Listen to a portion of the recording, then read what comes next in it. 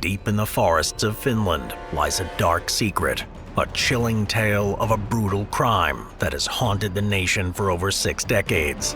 4 teenagers set out for a carefree camping trip by the serene waters of Lake Bodom, but only one would leave the lakeside alive. This is the harrowing story of the Lake Bodom Murders, a night of terror that continues to cast a shadow over Finnish criminal history.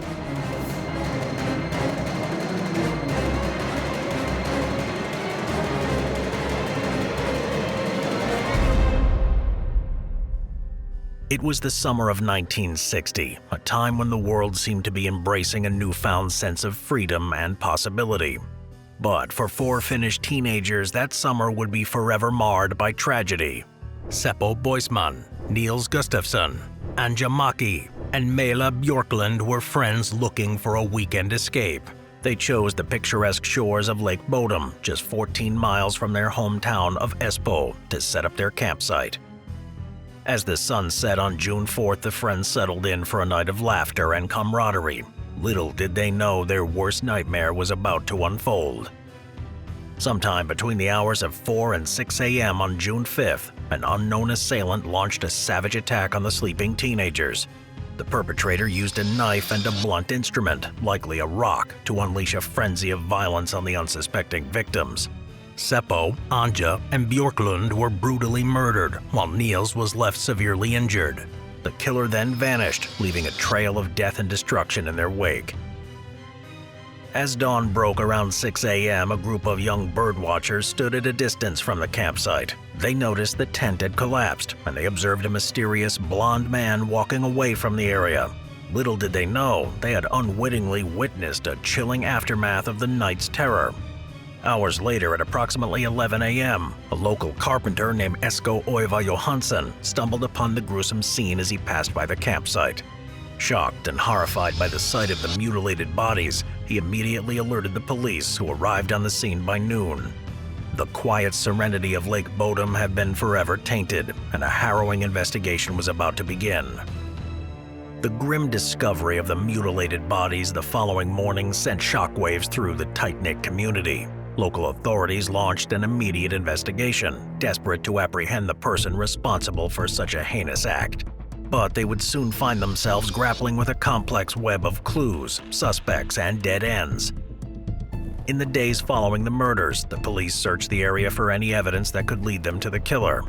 The assailant had not entered the tent to harm the victims. Instead, they chose a more insidious approach, attacking the occupants from outside with a knife and an unidentified blunt instrument, perhaps a rock, piercing through the tent's fabric. The murder weapons, however, have never been discovered. In a perplexing move, the killer took several items, such as the keys to the victims' motorcycles, yet the motorcycles themselves were left untouched. Nils' shoes were partially concealed around 500 meters from the murder site. Björklund, Nils' girlfriend, was found with her lower body exposed, lying on top of the tent. She had suffered the most brutal injuries among the victims. Björklund was stabbed multiple times even after her death, while the other 2 teenagers met their end with comparatively less savagery. Nils was also discovered lying atop the collapsed tent. In his witness testimony, Nils claims that the attacker was wearing black, and they had bright red eyes that seemed to glow as they went on their murderous rampage.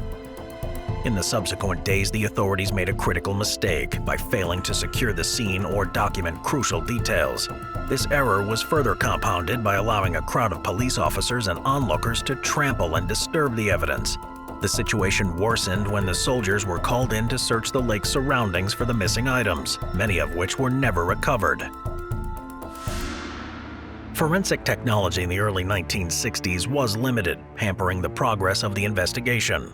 The authorities were left to rely on witness testimonies, intuition, and sheer determination to uncover the truth.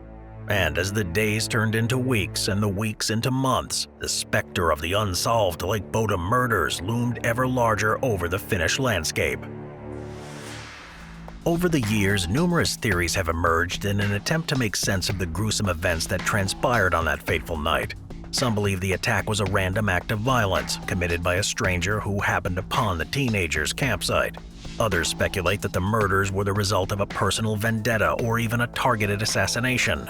But despite the countless hours spent investigating these theories, no definitive answers have been found. As the case continued to evolve, several suspects emerged as potential perpetrators of the heinous crime. Among the most notable were Pentti Soininen, Hans Assmann, and Valdemar Kihlström.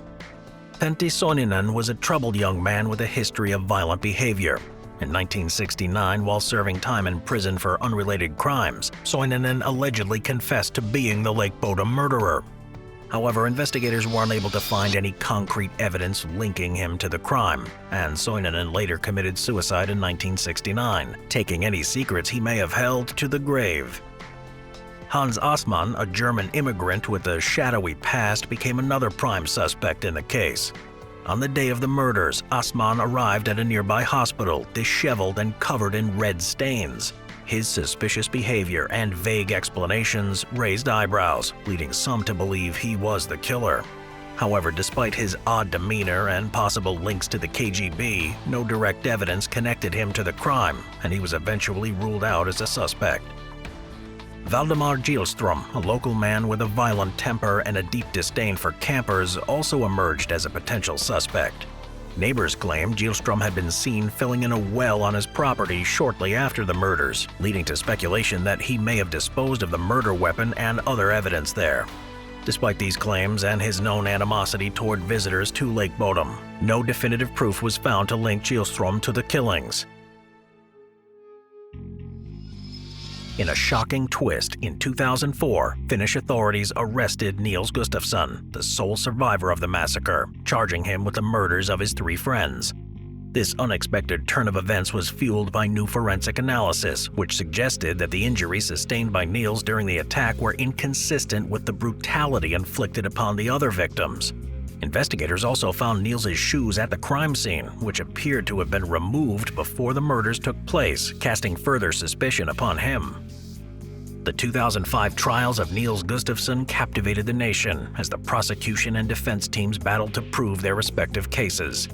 The prosecution argued that Nils, in a jealous rage over his girlfriend, Björklund, had committed the murders before turning the weapon on himself. The defense, however, maintained that Nils was an innocent victim, targeted alongside his friends by a merciless killer. Ultimately, the court found Nils Gustafsson not guilty of the murders, citing insufficient evidence to support the prosecution's claims. The survivor walked free, but the specter of doubt surrounding his involvement would continue to haunt him and the case for years to come.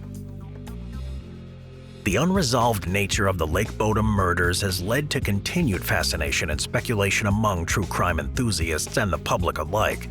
The case has inspired numerous books, documentaries, and even songs as people attempt to unravel the enigma that surrounds this grisly crime. Alternative theories have emerged over time, including suggestions that the murders were the result of a military exercise gone wrong or the work of a deranged cult.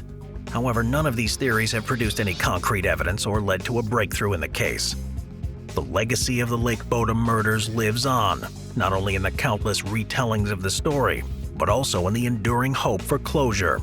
Despite the passage of time, the families of the victims and the Finnish people continue to search for answers, desperate to bring an end to this haunting tale.